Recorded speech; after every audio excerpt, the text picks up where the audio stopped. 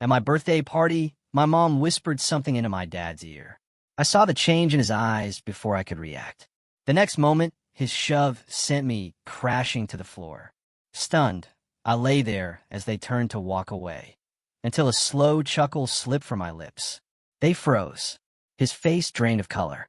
Have you ever felt the cold shock of marble beneath your body, flung there by your own father at your birthday party? Not in a drunken rage, no.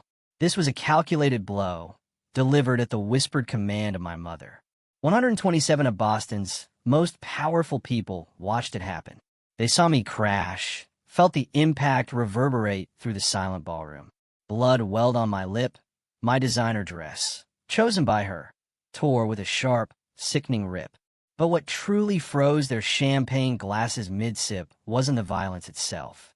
It was my laughter, that slow, deliberate chuckle that escaped me as I lay there, staring up at a crystal chandelier that cost more than most people's homes. Because in that moment, as my adoptive parents stood over me, triumph blazing in their eyes, they had no idea. They had just triggered the complete, irreversible destruction of their $3.2 billion empire. I'm Elise Harrington, 29 years old. This is the story of how 4 years of meticulous planning turned my own birthday party into the most explosive courtroom Boston never saw coming. If you're listening, please subscribe and let me know where in the world you're watching from. I'd love to connect with you. The Harrington estate in Beacon Hill wasn't just a house.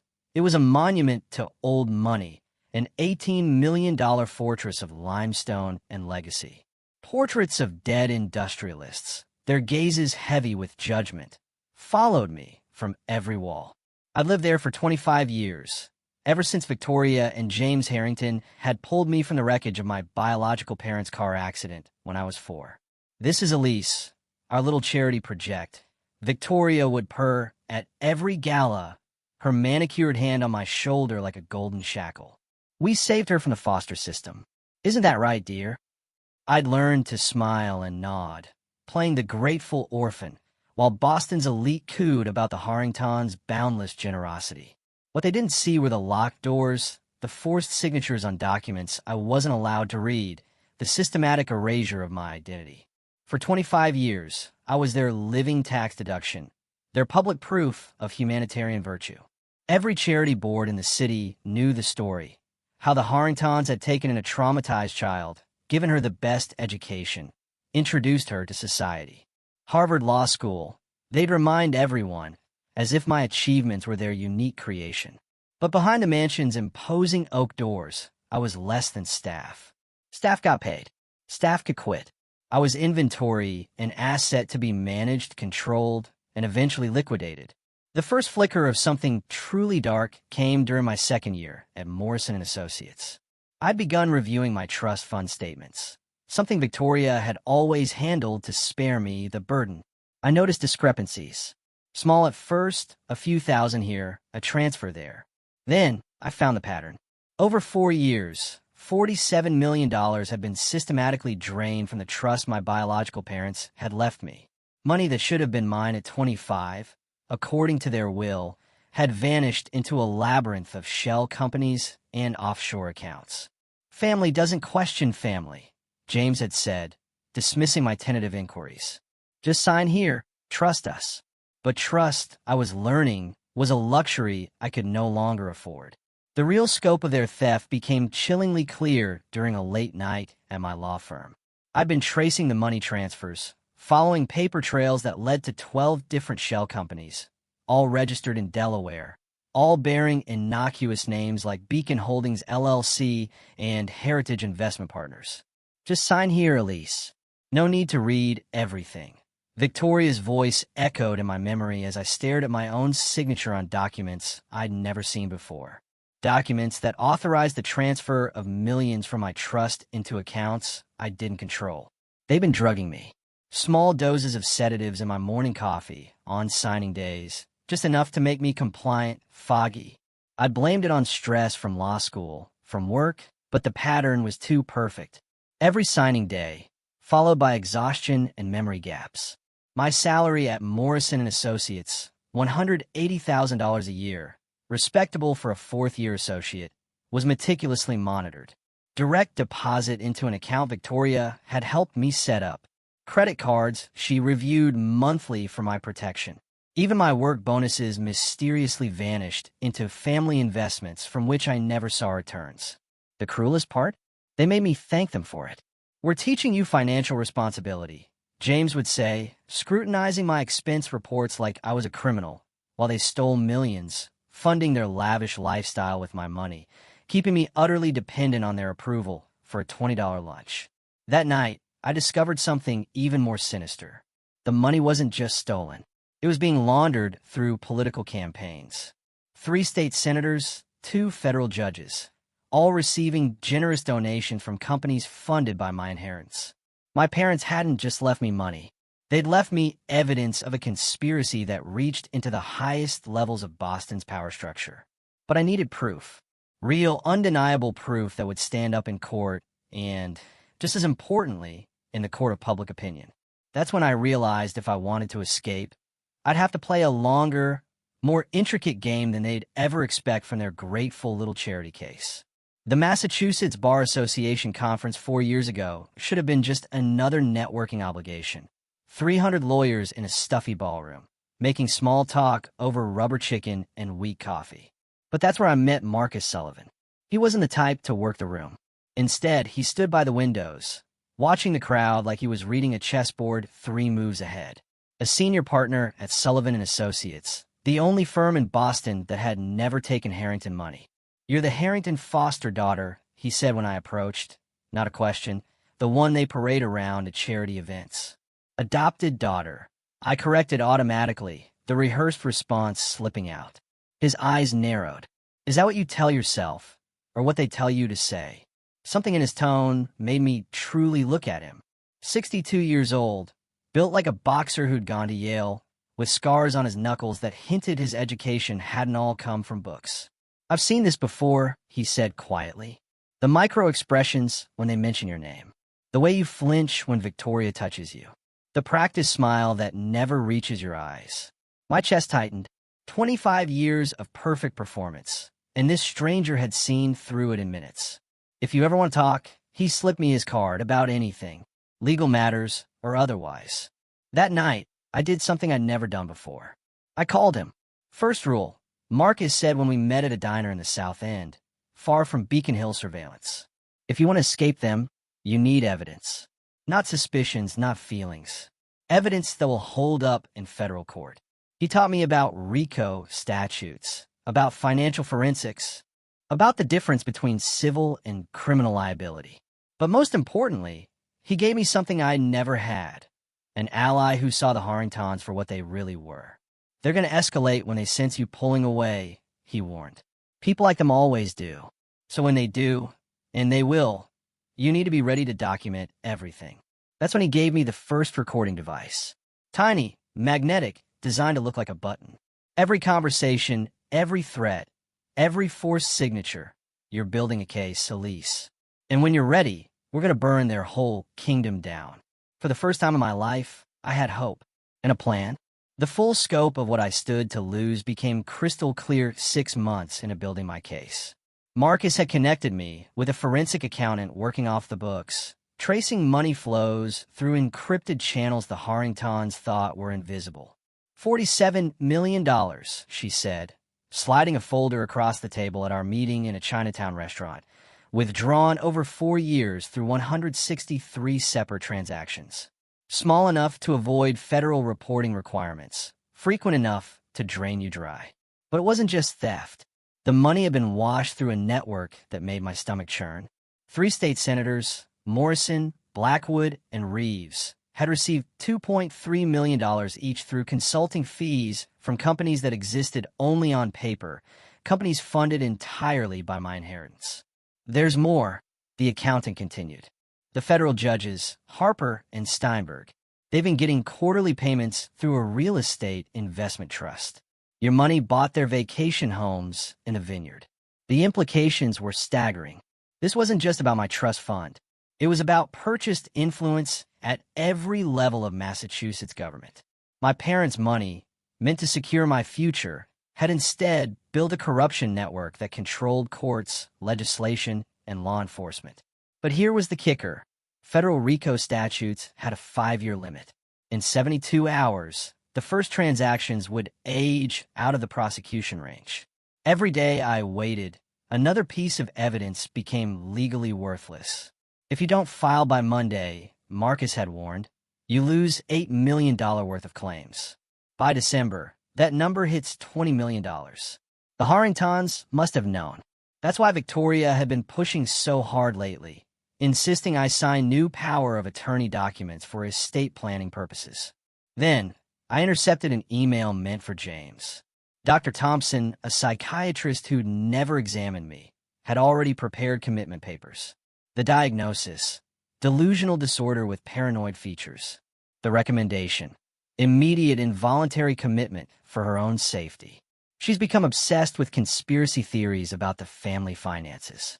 She poses a danger to herself and potentially others. They were going to have me declared mentally incompetent. Once that happened, Victoria would gain full control of whatever remained of my inheritance. My testimony would be worthless. My evidence would be dismissed as the ravings of a disturbed mind. The commitment hearing was scheduled for November 16th, the day after my birthday party. That's when I realized the party wasn't a celebration. It was meant to be my last public appearance as a legally competent adult. Whatever they planned to do there would be witnessed by Boston's most powerful people, all of whom would testify that I'd seemed disturbed or erratic. I had one chance, one night, and if I failed, I'd lose more than money. I'd lose my freedom, my sanity, and any hope of justice. The clock wasn't just ticking, it was screaming. James's threats against my legal career weren't empty posturing. He'd already demonstrated his reach 3 times. Sarah Chun, a paralegal who'd helped me photocopying documents after hours, was fired within 48 hours for performance issues, despite glowing reviews. Michael Torres, a junior associate who'd asked too many questions about the Harrington accounts, found himself suddenly transferred to the firm's satellite office in Worcester. Jennifer Park, who'd offered to testify about witnessing Victoria forge my signature, received a call from the State Bar about anonymous complaints regarding her professional conduct. One phone call, James had said over dinner last week, cutting his steak with surgical precision. That's all it takes. Every managing partner in Boston owes me favors. Every judge golfs at my club. You think that Harvard law degree means something? I can make it worth less than the paper it's printed on. He wasn't bluffing. I'd already been mysteriously passed over for partnership track, despite billing more hours than any other fourth-year associate. My name had been removed from a high-profile class action case without explanation. 14 firms, from white shoe establishments to boutique practices, had rejected my applications with identical language about not being the right fit. The Harrington reach extended beyond Boston. Through their connections, they'd poison wells in New York, D.C., even Los Angeles. Email threads I'd managed to hack showed coordinated efforts to blacklist me nationwide. She's unstable. Victoria had written to the managing partner of Cromwell and Associates.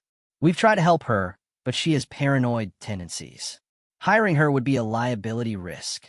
But yesterday, everything shifted. An encrypted email appeared in my personal account, the one the Harringtons didn't monitor. The sender, Special Agent Diana Walsh, FBI, Financial Crimes Division. Miss Harrington, it read, we've been investigating irregularities in campaign finance records that trace back to accounts connected to your trust fund. If you have documentation that could assist our investigation, we're prepared to offer witness protection and ensure your professional credentials remain intact regardless of any retaliation attempts. Time is of the essence. They already knew. The FBI had been building their own case, but they needed an insider. Someone with access to family records, private conversations, internal documents. They needed me. Marcus had been right all along. This was bigger than family theft. It was a federal conspiracy case waiting to explode, and I held the detonator. I typed my response carefully. I have 1,147 pages of documentation, 234 audio recordings, and 89 witnesses ready to testify. I can provide everything. Monday morning, November 16th. Her reply came within minutes. Understood. Whatever happens between now and then, document everything. We will be monitoring. The birthday party was tomorrow. The commitment hearing the day after. But now I had federal backup waiting in the wings. The Harringtons thought they were closing a trap. They had no idea they were walking into one. Have you ever been trapped in a situation where standing up meant losing everything, but staying silent meant losing yourself? Drop a comment below about a time you had to choose between safety and truth. Your story matters, and you're not alone in this fight. If this resonates with you, please subscribe and hit the notification bell so you don't miss what happens when the tables finally turn. The dinner before my birthday party was a masterclass in psychological warfare. Every word sharpened to cut. Tomorrow will be special, Victoria said, her voice silk over steel. I'm looking forward to it, I replied, matching her tone. Everyone important will be there. James didn't look up from his phone. 127 people to be exact, Victoria corrected, her smile sharp as winter. That's very specific. I kept my voice neutral. I like precision, don't you, dear? I'm learning to appreciate it. Good. Learning is important, she paused. While you still can. The threat hung between us like a blade. The Blackwoods confirmed, James interjected. The senators, too. How wonderful. My fingers found a recording device in my pocket. They're eager to see you. Victoria's eyes glittered. To see how you've developed. I'm sure I won't disappoint. No, she said slowly. I don't think you will. The photographer will be there at 8, James added. To capture memories? I asked. To capture truth, Victoria replied. We ate in silence for 30 seconds. 30 seconds that felt like hours. Your dress arrived, she finally said, the blue one from 5 years ago. Waste not, why not? Besides, her smile turned cruel. It's fitting. How so? You'll understand tomorrow. Will I? Oh yes. Clarity is coming, Elise. For everyone. Her fork paused midway to her mouth. What does that mean? Nothing. Just agreeing with you. You've been doing a lot of that lately. James's voice carried suspicion. I've learned my place. Have you? Victoria leaned forward. And where is that? Wherever you decide it should be. Good girl. The condescension dripped. That's the first smart thing you've said in months. I aim to please. Tomorrow you'll do more than please. She stood. You'll perform. Perform one last time for the family. After tomorrow, everything changes, James added, pushing back his chair. Yes, I said quietly. Everything. Victoria froze at the doorway. What was that? I said, yes, I understand. She studied me for a long moment. Dr. Thompson will be there. The psychiatrist. Just a friend, but good to have professional opinions close by. Her smile was pure predator. In case anyone seems disturbed, of course. Safety first. Remember that tomorrow, Elise? Safety first. They left me alone with the wreckage of dinner and the weight of what was coming. Alone in my room, I opened my laptop to the encrypted folder Marcus had taught me to hide. 1,147 pages of evidence, organized with the precision of a federal indictment. Bank statements, forged signatures, shell company registrations, email threads discussing my management like I was livestock. The 234 audio files were backed up across 7 cloud services, each with different trigger conditions. If my phone detected a sudden impact, like being shoved to the ground, everything would auto-upload to pre-selected recipients. The FBI, the Boston Globe, the Wall Street Journal, even WikiLeaks. Because why not? Marcus called it a dead man's switch, though he'd winced at the term. If they get physical, he'd said, the accelerometer in your phone triggers the upload.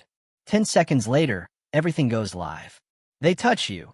They destroy themselves. I tested it 12 times. Dropped my phone from different heights, different angles.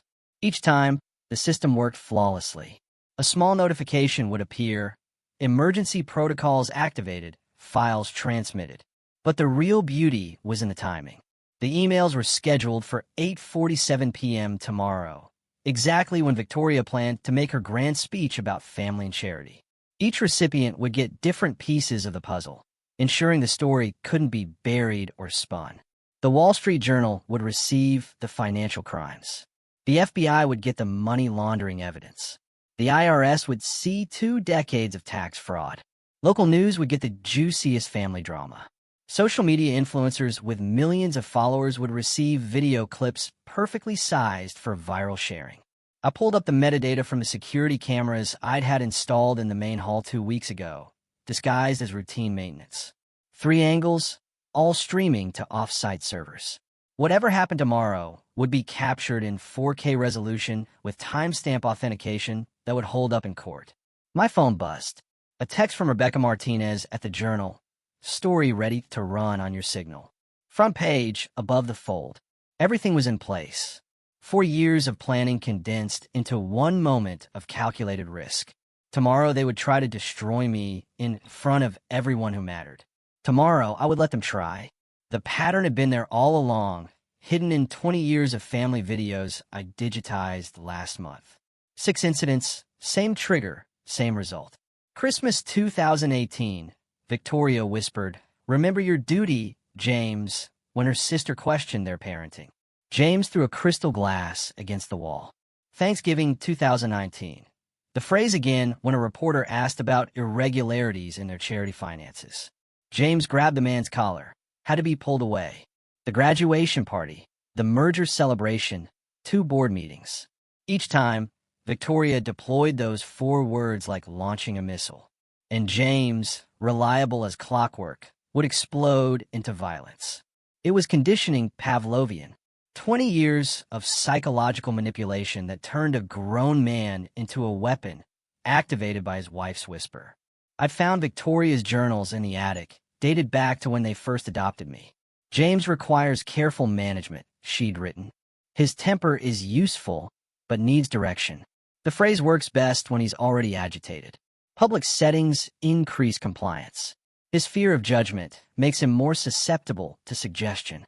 She'd been training him like an attack dog, using his insecurities about his working-class background, his fear of losing status, his desperate need for her approval. The violence was never random.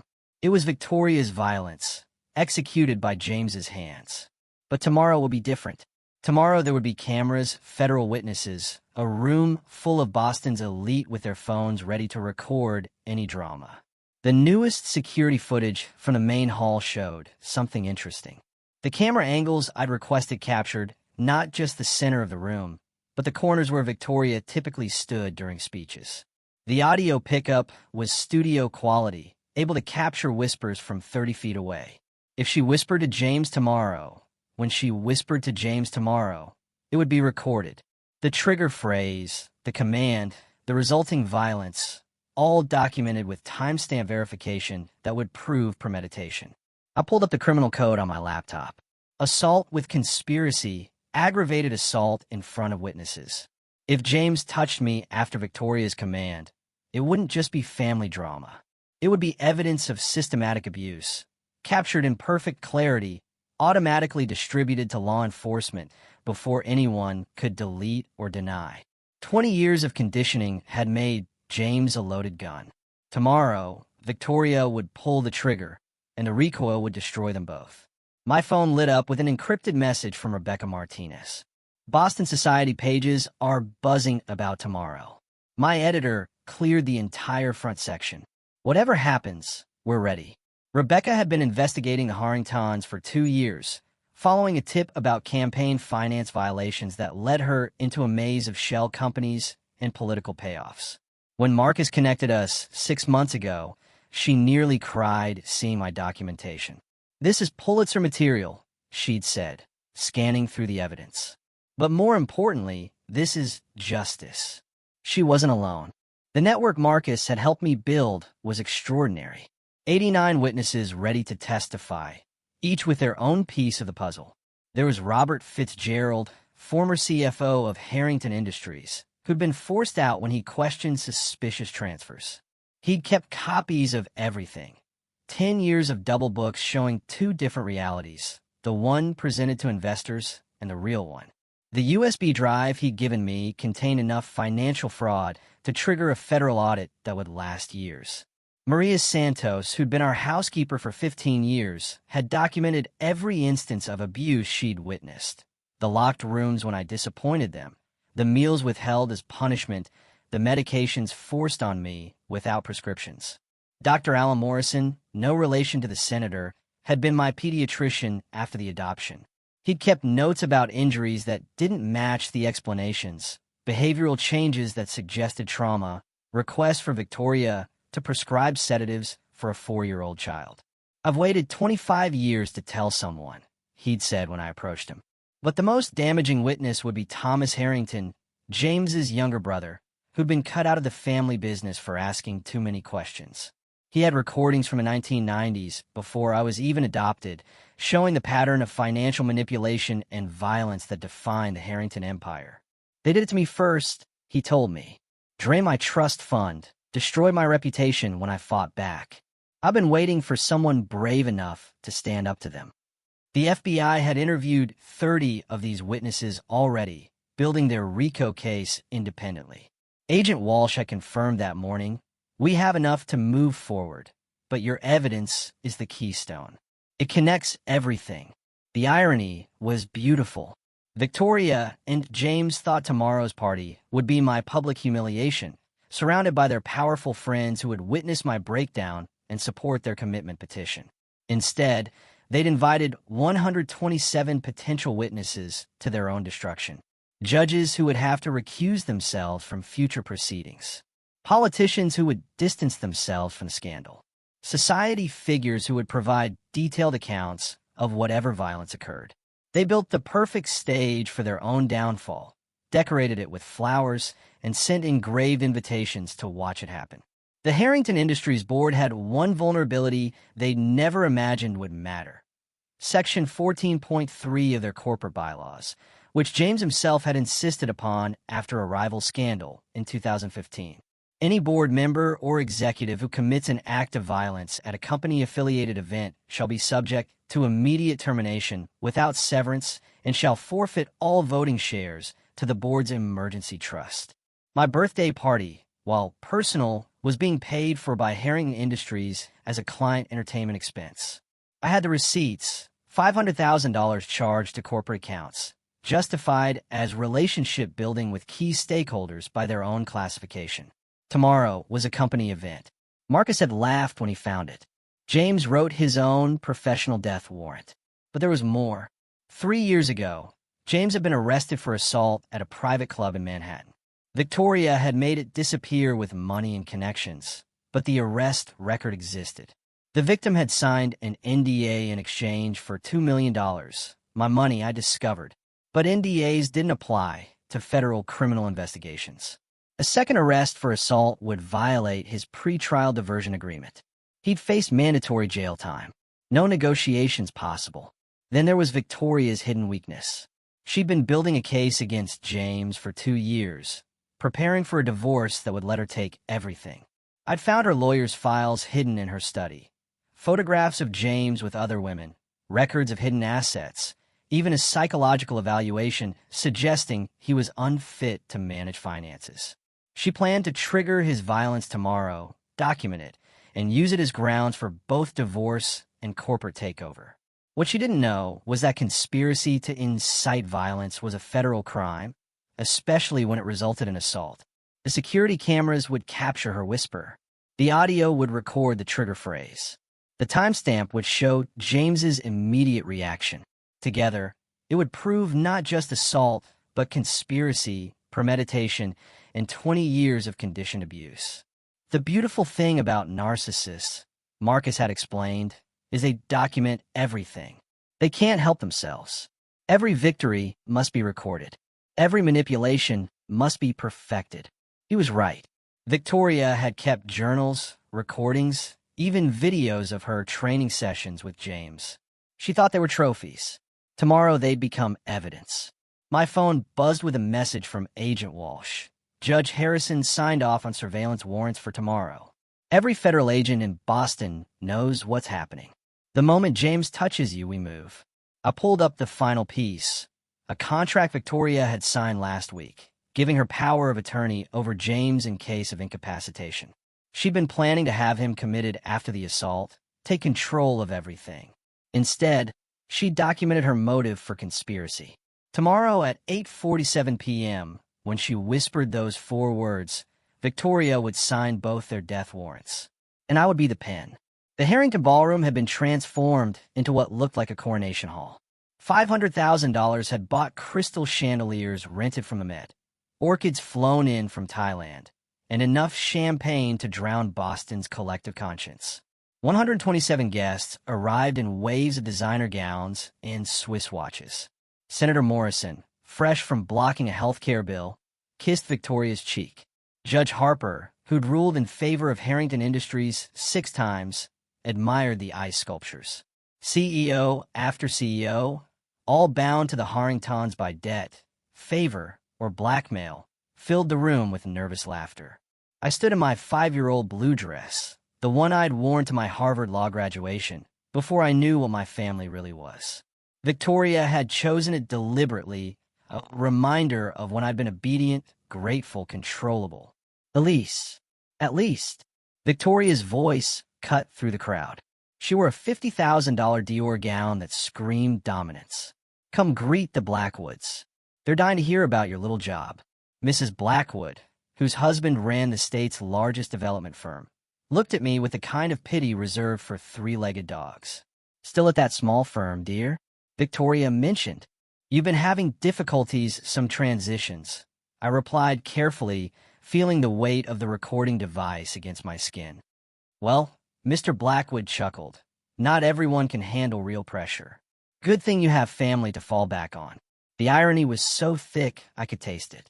These people, who'd built empires on corruption and my stolen money, discussing pressure while drinking champagne bought with blood. Dr. Thompson arrived at 7:30, making no effort to hide his purpose. He introduced himself to guests as a friend of the family specializing in difficult cases. The commitment papers were probably in his briefcase, waiting for Victoria's signal. Elise looks tired, he said loudly to Judge Harper. The stress of maintaining false narratives can be exhausting. Indeed, the judge replied, eyes avoiding mine. Young people today face unique challenges. They were laying groundwork, creating witnesses to my supposed instability. Every conversation felt like testimony being prepared. At 8:15, Victoria clinked her glass. The room fell silent. Before we toast Elise's birthday, she began, her voice carrying perfectly. I want to share something about family, about charity, about the burdens we choose to carry. James stood beside her, his jaw tight, hands clenched. He'd been drinking since 7, unusual for him. Victoria had been pouring his drinks herself, each one stronger than the last. The cameras were rolling, the phones were recording, the stage was set. 25 years ago, Victoria continued, her voice dripping with false warmth. James and I made a decision that changed our lives. We took in a broken, traumatized child who had nothing. The crowd murmured appreciatively. I saw phones lifting, recording what they thought would be a heartwarming speech. Elise came to us damaged. Victoria emphasized the word like driving a nail. 4 years old, covered in her parents' blood, unable to speak for months. The doctors said she might never recover. This was new. She'd never mentioned blood before, never claimed I'd been unable to speak. She was rewriting history for her audience, painting me as more broken than I'd ever been. We spent millions on therapy, education, opportunities. Harvard wasn't cheap. Neither were the mistakes along the way. Mistakes? Senator Morrison asked, playing his part. Oh, the broken items, the tantrums, the incidents. Victoria sighed dramatically. Raising someone else's child is the ultimate charity, but requires infinite patience. James shifted beside her, his face flushed from alcohol and building rage. His eyes kept darting to me, then away, like he was fighting something inside himself.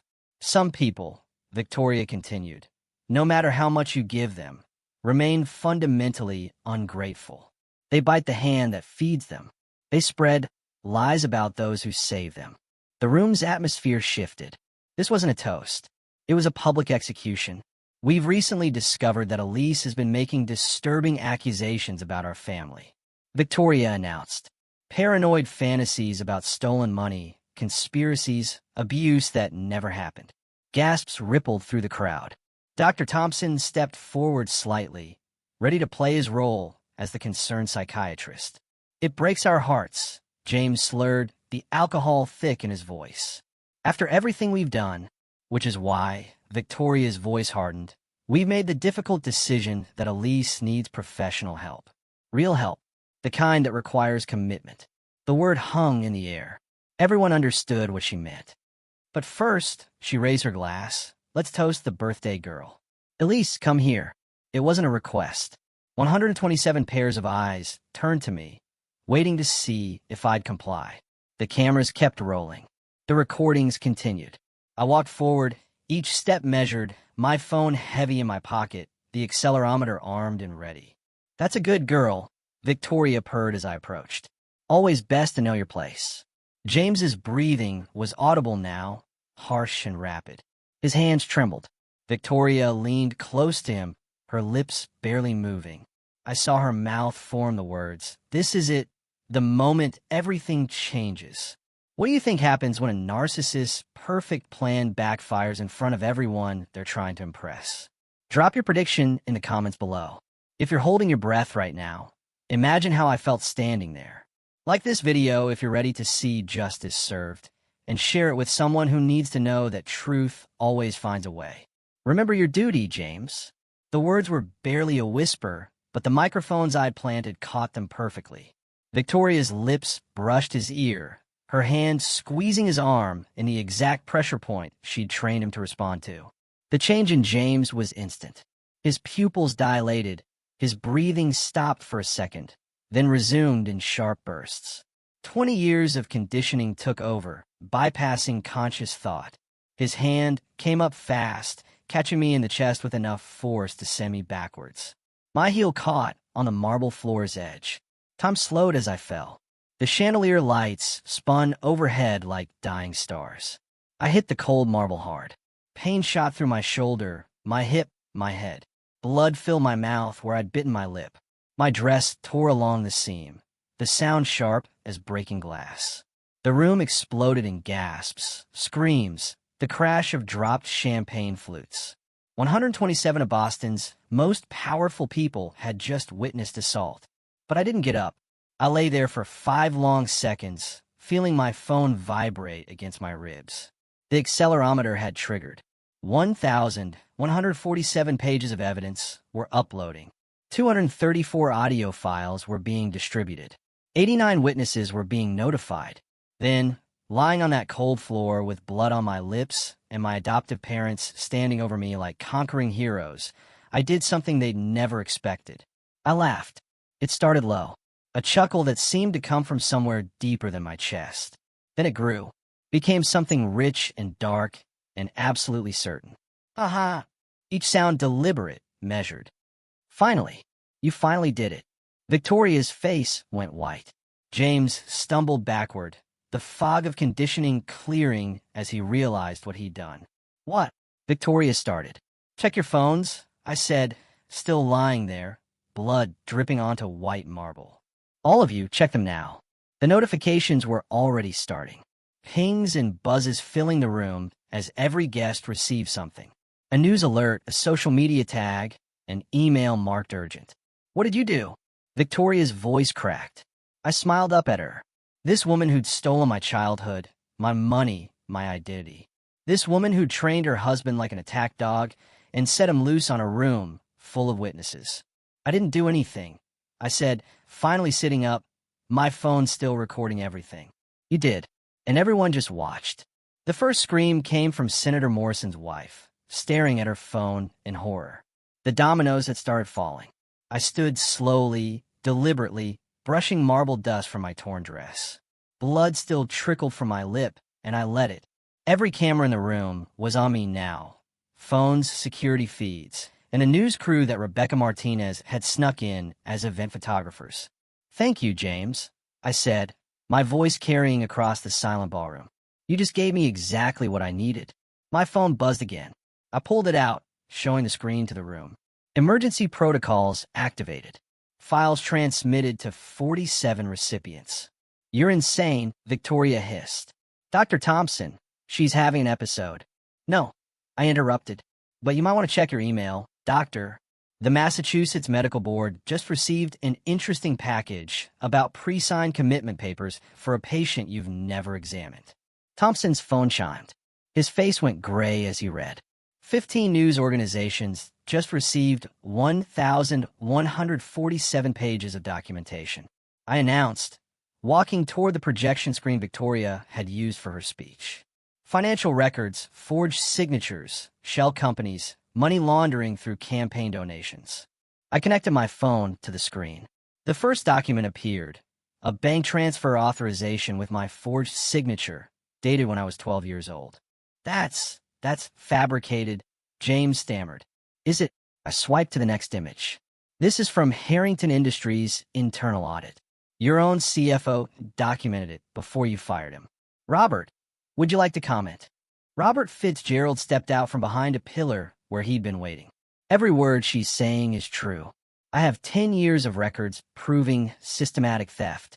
The room erupted. Senator Morrison was already heading for the door, but found FBI agents blocking his path. Oh, did I mention? I continued, my voice steady despite the pain. The FBI has been watching this party. Agent Walsh, I believe you have something to say. Diana Walsh entered with 6 other agents, her badge gleaming. James Harrington, you're under arrest for assault. Victoria Harrington, you're under arrest for conspiracy to commit assault, wire fraud, and violations of the RICO Act. This is ridiculous. Victoria shrieked. We're her parents. We saved her. No, I said, swiping to the next document. The real police report from my parents' accident. You killed them. This is the toxicology report showing my father was drugged before the crash. The same sedatives you've been giving me for 20 years. The prescription in your name, Victoria. The silence was absolute. Every transaction, every forged document, every crime. It was all being published as we spoke. I looked at the crowd of complicit elite, including the names of everyone who benefited. Phones began ringing frantically, lawyers being called, PR teams being awakened. The empire was crumbling, and everyone could hear it fall. The projection screen lit up with a web of financial transactions that looked like a spider's web made of numbers. Each strand led back to my trust fund, and each connection had a name attached. $47 million, I announced, zooming in on the total stolen over 4 years through 163 separate transactions.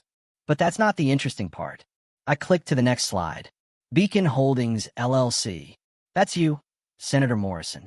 $2.3 million for consulting services that never existed. Morrison's wife was pulling at his arm, trying to leave, but the FBI agents weren't moving. Heritage Investment Partners, Judge Harper. That's your vacation home in Martha's Vineyard, bought with my inheritance. The same money you used to rule in Harrington Industries favor 6 times. Harper dropped his champagne glass. It shattered on the marble, the sound like a gunshot in the silence. Should I continue? I asked, swiping through more documents. There are 12 shell companies, 3 senators, 2 federal judges, 1 governor's chief of staff, all funded by a murdered couple's orphan daughter. Victoria lunged toward me, but Agent Walsh caught her arm. I wouldn't do that, Mrs. Harrington. These are lies, Victoria screamed. Photoshopped. Fabricated. Actually, Rebecca Martinez stepped forward, her press badge now visible. The Wall Street Journal has been independently verifying these documents for 6 months. Our forensic accountants confirmed every transaction. The story goes live in. She checked her phone. 3 minutes. I switched to the next slide. Screenshots of Victoria's emails. Let's talk about the murders, Victoria. These are your emails to Dr. Marcus Steinfeld discussing the problem of my parents' life insurance policy. The one that named their daughter's sole beneficiary. The policy you couldn't touch unless they died, and you became my guardian. The room was chaos now. Some guests were crying. Others were on phones with lawyers. Senator Blackwood's wife had fainted. But here's my favorite, I said, pulling up the final document. This is from yesterday. Victoria's divorce lawyer's files. She's been planning to frame James for everything, take over Harrington Industries, and have him committed. James turned to Victoria, his face a mask of betrayal. You were going to... She's been documenting your violent episodes for 2 years, James. Training you like a dog, then planning to put you down when you outlived your usefulness. Victoria's carefully constructed face finally cracked. You ungrateful little— No, I cut her off. I'm grateful. Grateful you finally showed everyone who you really are. Grateful you gave me the evidence I needed. Grateful that justice exists, even if it takes 25 years to arrive. The projection screen changed one last time. Breaking news. Harrington Empire collapses amid federal investigation. The kingdom had fallen. You think you're alone in this? I asked Victoria as the FBI agents moved closer. You think you're the only one who keeps records? 5 former Harrington Industries employees stepped forward from various corners of the ballroom. They'd been there all along, invited as plus ones by sympathetic guests. Maria Santos spoke first, her voice strong after years of forced silence. I have photographs of every injury, every locked door, every meal withheld as punishment. 20 years of child abuse, documented and notarized. I have the original trust documents. Thomas Harrington announced, James's brother, emerging from behind a group of stunned guests. Before you altered them, before you stole from a 4-year-old orphan. I've been waiting 30 years to show these to federal prosecutors. Dr. Alan Morrison, my childhood pediatrician, held up a thick medical file. Every suspicious injury, every request for inappropriate medications, every time you demanded I sedate a healthy child. The medical board will be very interested. Lies! Victoria screamed, but her voice was losing its power. Conspiracy? The only conspiracy, Marcus Sullivan said, entering with a team of associates, is the one you've been running for 25 years. I'm representing Ms. Harrington in both criminal and civil proceedings. We're seeking full restitution, plus damages. 2 more figures entered the ballroom, federal judges who weren't on the Harrington payroll.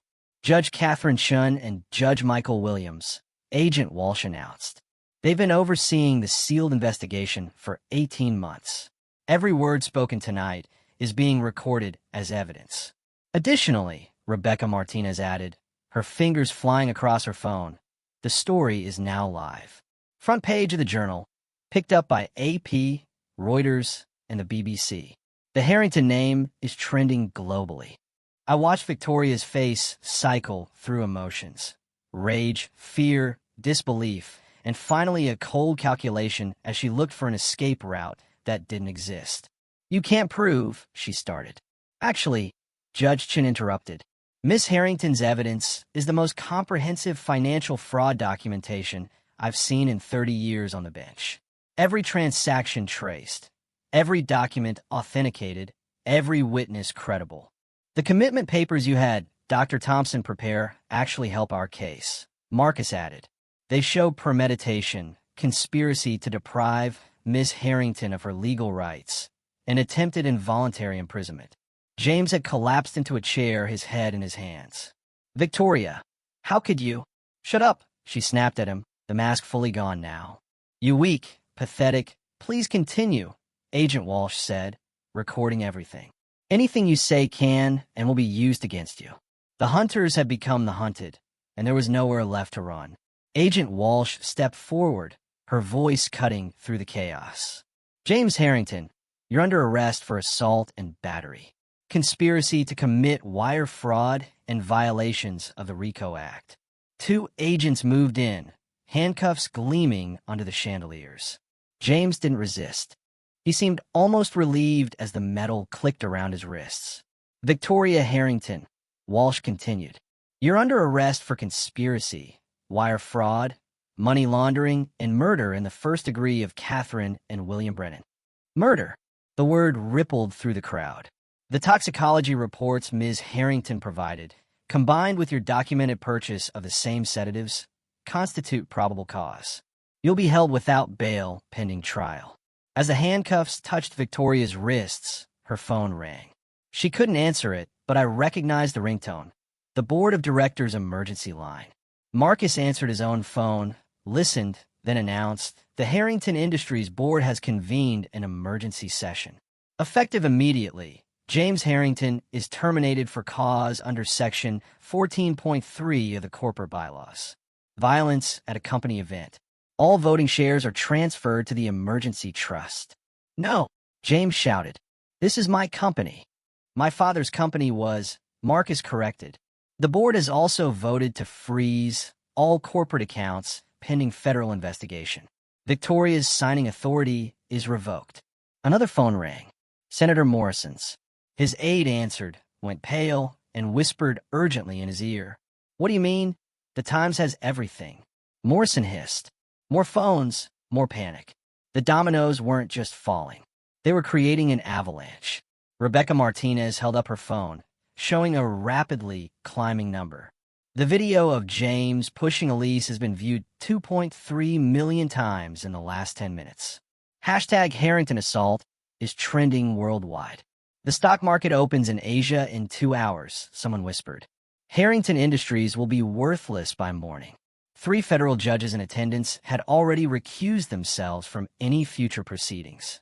12 board members from various companies were resigning via email. The Massachusetts Attorney General was announcing a widespread corruption probe.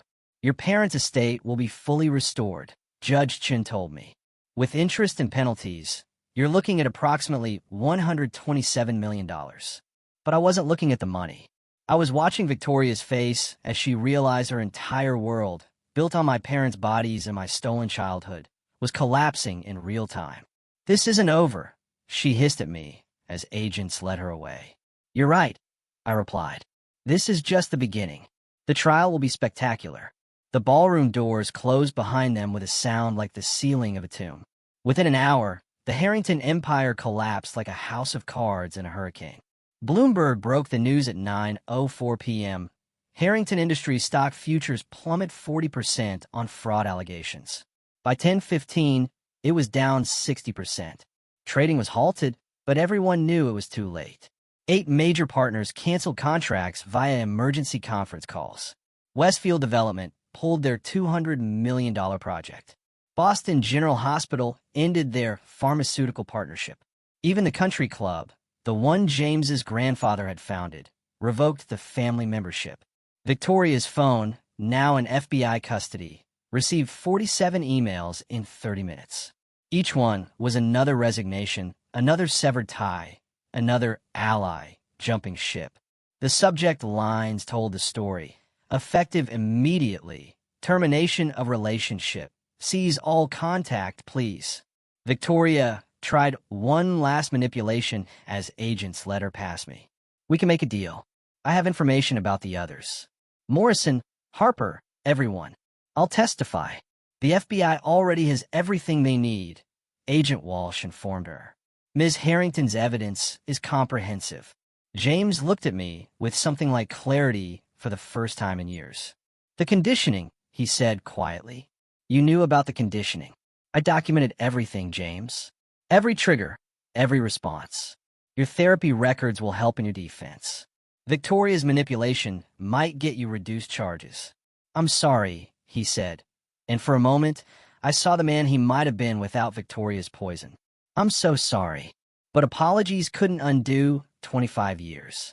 They couldn't bring back my parents or return my stolen childhood.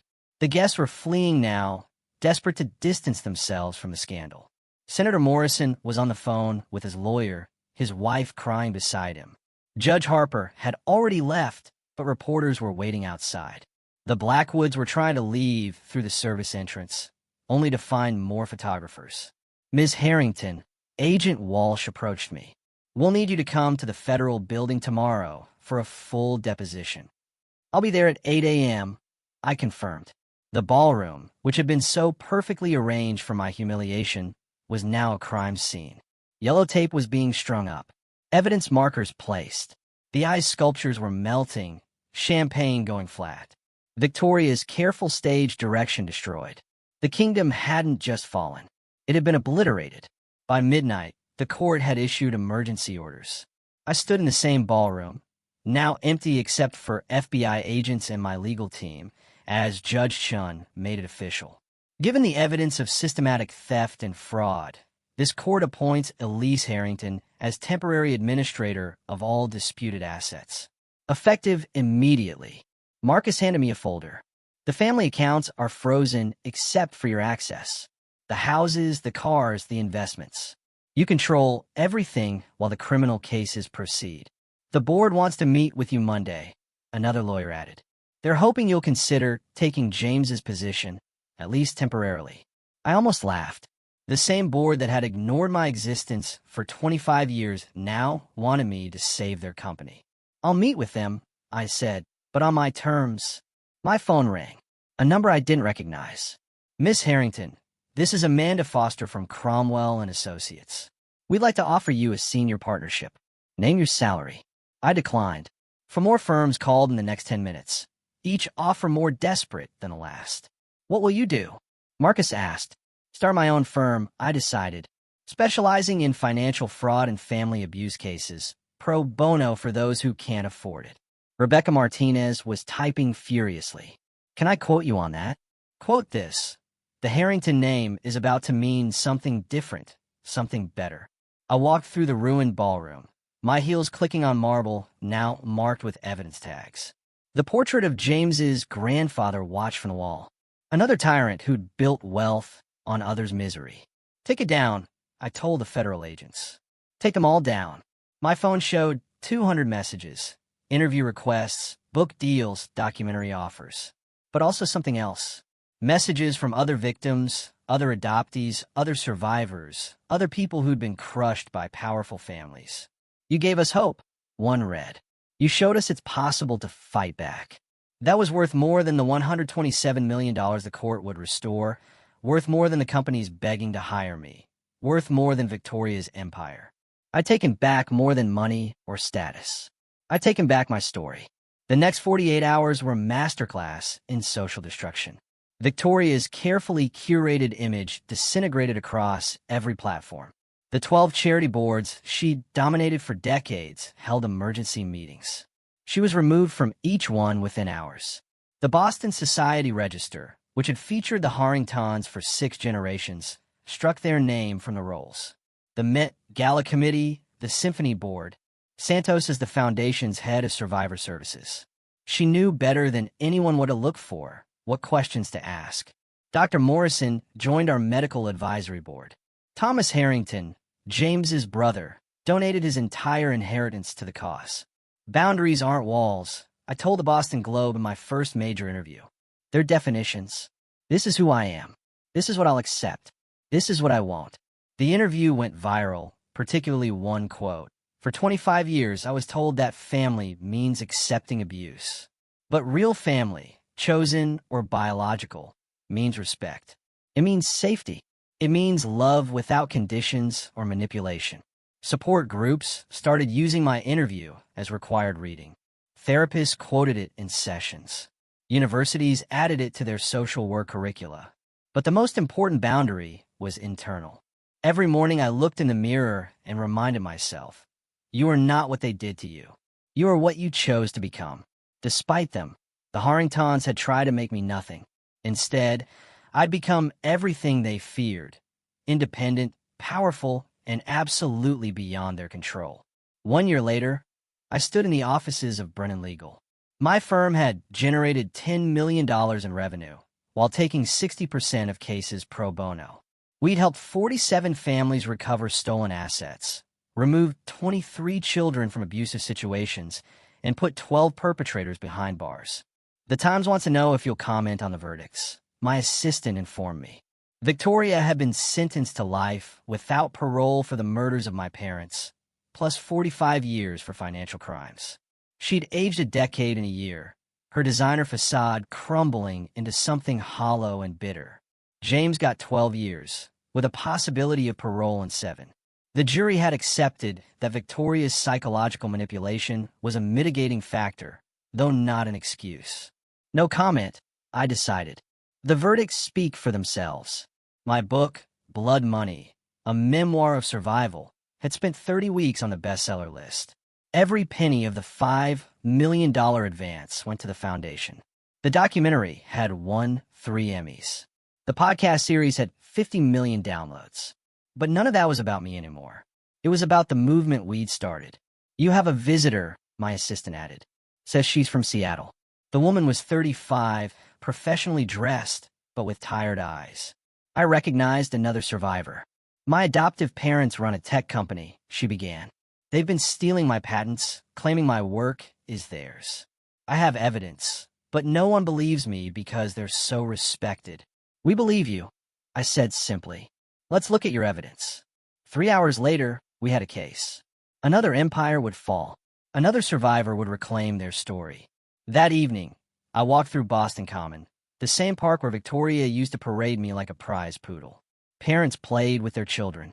Real families built on love, not leverage. A teenage girl recognized me, whispered to her mother, then approached nervously. Miss Brennan, I'm adopted too, and my parents are amazing. But I wanted to thank you. You made it safer for all of us. That was the real victory.